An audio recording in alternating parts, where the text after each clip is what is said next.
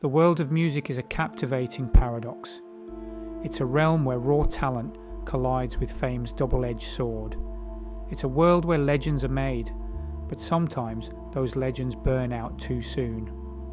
The 27 Club stands as a chilling testament to this tragic phenomenon. A group of incredibly talented musicians, all taken from the world at the tender age of 27. Their deaths, shrouded in mystery and often linked to substance abuse, have left fans heartbroken and searching for answers. The 27th Club is more than just a morbid statistic. It's a cultural phenomenon that has sparked countless discussions and captivated the public's imagination for decades. What is it about this specific age that seems to hold such a dark significance in the world of music? Is it just a coincidence, or is there something more sinister at play? Some believe it's simply the price of fame. The pressures of the music industry, the constant scrutiny, and the easy availability of drugs and alcohol can create a dangerous cocktail for young, vulnerable artists. Others see darker forces at work, whispering of secret societies and sinister agendas. Whatever the truth may be, the 27 Club serves as a stark reminder of the fragility of life, the seductive power of fame, and the enduring mysteries that continue to haunt the world of music. Let us look at a few of the famous artists that tragically lost their lives at the age of 27. Jimi Hendrix, the guitar virtuoso who redefined rock and roll.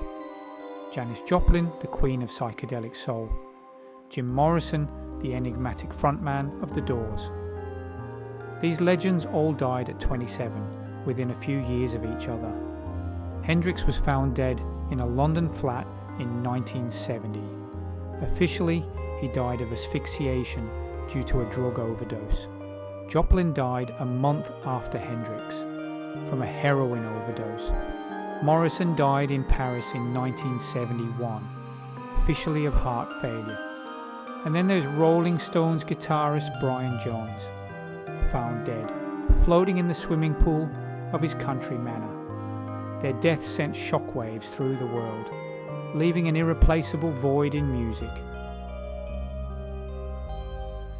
Decades later, the 27 Club claimed 2 more victims, both hauntingly similar in their struggles with fame and addiction. Kurt Cobain, the tortured poet of grunge, and Amy Winehouse, the beehive songstress with a voice that could break your heart, both succumbed to their inner demons at the age of 27. Cobain, the frontman of Nirvana, brought grunge rock to the mainstream, his angst-ridden lyrics resonating with a generation. In 1994, he was found dead in his Seattle home, a self-inflicted gunshot wound ending his life. Winehouse, with her soulful voice and raw confessional lyrics, captivated audiences worldwide. But her meteoric rise to fame was plagued by well-documented struggles with substance abuse and eating disorders. In 2011, she joined the tragic ranks of the 27 Club, dying from alcohol poisoning in her London home. It is noted by critical thinkers that Amy was under heavy mind control, and when she sang about rehab, this was the name given to when she needed to go back to be reprogrammed and fall back in line. Her death, like Cobain's, served as a tragic reminder of the devastating effects of addiction and the immense pressure that fame can place on young artists. Could it be that a secret society, such as the Illuminati, could be involved? A name whispered in hushed tones, often accompanied by a knowing glance and a conspiratorial nod. This shadowy organisation, shrouded in mystery and steeped in legend, is often at the centre of conspiracy theories surrounding the 27 Club. Believed by some to be a powerful, secretive group that pulls the strings behind the scenes, the Illuminati are said to control governments, manipulate the media, and even orchestrate global events, their supposed goal to establish a new world order, a single, all-powerful government ruling over a subservient populace. But what does this have to do with the 27 Club? Critical thinkers believe that the Illuminati target artists and musicians who possess exceptional talent and influence. These individuals, seen as a threat to the established order, are allegedly recruited by the organization.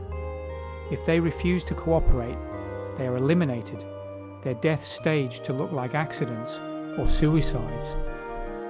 While there is no concrete evidence to support these claims, the Illuminati discussion persists, fueled by speculation, conjecture, and the human desire to find explanations for the seemingly unexplainable. The 27 Club, with its tragic roster of young stars dying under mysterious circumstances, provides fertile ground for such theories to take root and flourish. Critical thinkers often point to symbols and signs in the lives and deaths of 27 Club members, claiming these as evidence of the Illuminati's involvement. These symbols, drawn from occult traditions, are said to hold hidden meanings, revealing the truth behind the conspiracy. The number 27 is significant in numerology, often associated with sacrifice and transformation. Some believe the Illuminati orchestrate these deaths as ritual sacrifices to fuel their power. The all-seeing eye, associated with the Illuminati, represents their power and surveillance. These symbols often appear in music videos, album art, and tattoos, leading some to believe these artists were promoting the Illuminati's agenda. Lyrics are scrutinized for hidden meanings and subliminal messages. Songs about death and rebellion are seen as coded messages about the artist's struggles with the Illuminati. Could these symbols be proof of a sinister plot? The internet, currently free to use for open discussion, has allowed for many people around the world to deep dive into the potentials of why, what, and where.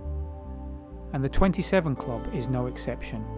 Websites, forums, and social media platforms are filled with discussions, analyses, and evidence supporting the Illuminati connection. One popular discussion suggests that these musicians were targeted because they were on the verge of exposing the Illuminati's secrets through their music.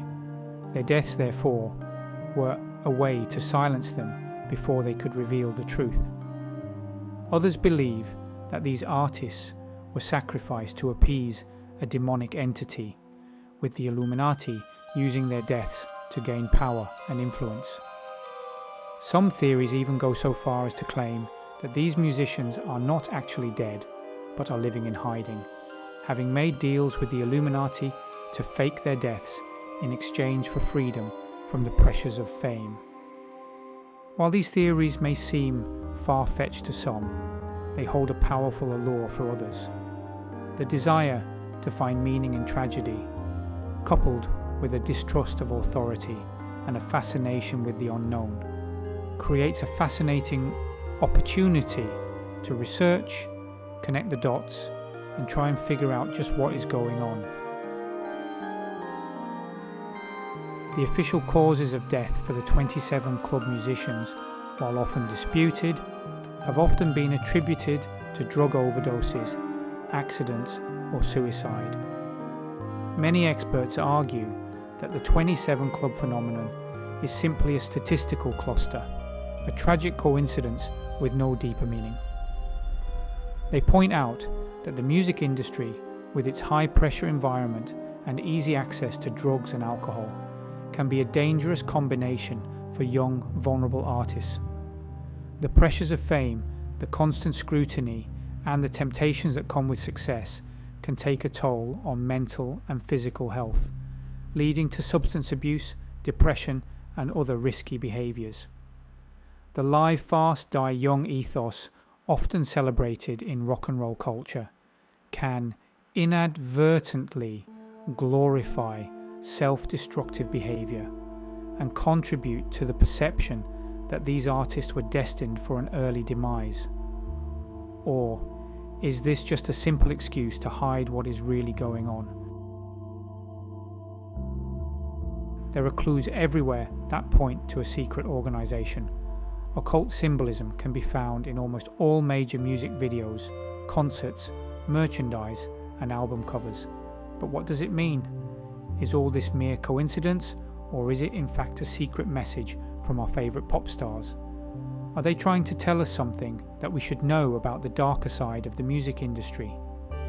Many artists claim to have sold their soul to the devil. Are they referring to Illuminati control?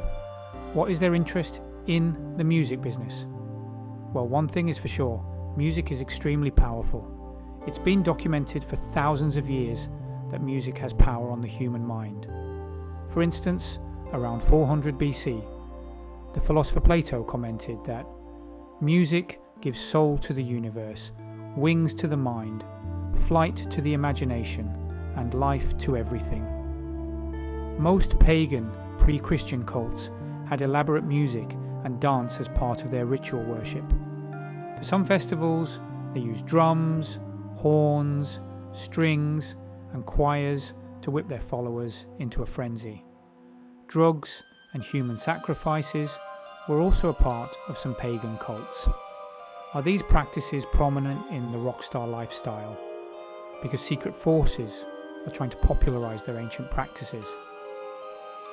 It is said that hundreds of scientific studies have proven that music can have a profound effect on human emotion, sensory perceptions, and behavior.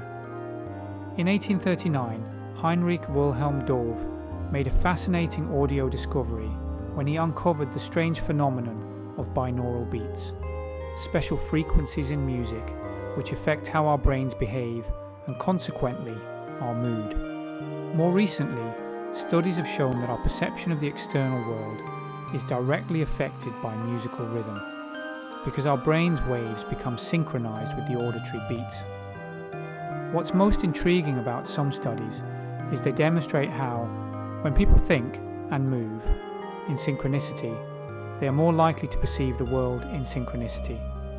This means that our mental processes can be altered simply by using music and dance to manipulate brainwave oscillations. And we must not forget the huge influence that famous artists have on populations, especially younger people.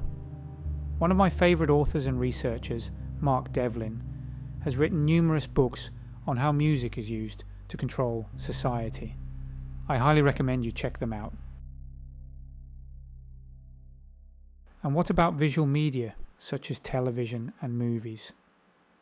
Nazi Joseph Goebbels, who served as Hitler's propaganda chief, said that film is one of the most modern and scientific means of influencing the masses. In the 1980s, even ordinary parents across the country started to worry about the power of the popular music when two young men committed suicide. The parents believed at the time that the boys were somehow brainwashed and changed by hidden messages in Judas Priest music. Undoubtedly, music in the media has the power to influence our thoughts and behaviour. So, is it likely that a powerful group of world leaders like the Illuminati is controlling the music industry with a desire to fill the media with subliminal messages of its own choosing? And if this is the case, then why? Bob Dylan famously said in an interview in 2005 that he made a bargain with who he called the Chief Commander. Could it be that Bob sold his soul to the devil? And the reason he is still around today is because he is upholding his side of the bargain? Other stories of musicians allegedly selling their souls fall into the 27 Club itself. One famous story was of bluesman Robert Johnson. Johnson was one of the most impressive guitar players of his time and one of the most influential musicians of all time. When he was a young man in the late 1920s, he started to play guitar, but apparently had no talent for it. A fellow bluesman, legend Sunhouse, remembered how Johnson played guitar at that time. "Why don't you all go in and get that guitar away from that boy? He's ruining people with it," he said. Then one day, Robert Johnson left Robinsonville, Mississippi, where he had been living. When he came back, he was a changed man. Johnson returned with incredible guitar skills, sliding around the neck seamlessly while maintaining the rhythm. Legend has it, when Keith Richards first heard Johnson play, he thought it was two guitar players. Rumours circulated that Robert had sold his soul to the devil at midnight at a crossroads. Surely, if you listen to Robert Johnson's music, it's easy to believe it too. One of his famous lyrics from his Crossroads Blues album is pretty haunting also. "Early this morning when you knocked upon my door and I said, 'Hello, Satan, I believe it's time to go.' On August 16th, 1938, the devil came for Robert Johnson's soul. Johnson was poisoned by a jealous husband and died at just 27 years old.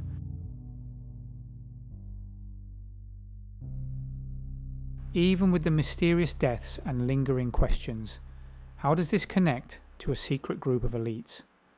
Most big stars have a lot of money and backing behind them when they become famous.